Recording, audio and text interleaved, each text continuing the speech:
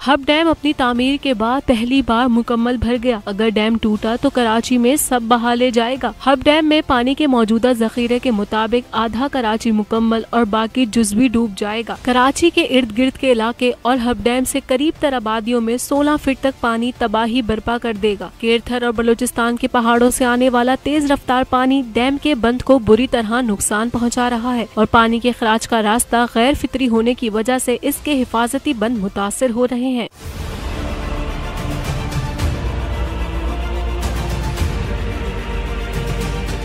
माहिरीन के मुताबिक सूरत हाल अब तक कंट्रोल में है, लेकिन अगर बलूचिस्तान में बारिशों का नया स्पेल भी इस शिद्दत से आया तो हब डैम टूट सकता है। दूसरी जानिब सूरत हाल से निमटने के लिए सूबाई और शहरी हुकूमत खतरा कुदरती तौर पर टल जाने के मुंतजिर है। ना ही हंगामी हालात के लिए कोई मनसूबा बंदी की जा रही है और ना ही शहर की नवाही और कच्ची आबादियों को इस सिलसिले में जहनी तौर पर तैयार किया जा रहा है। याद रहे, महकमा मौसमियात ने खबरदार किया हुआ है कि रवा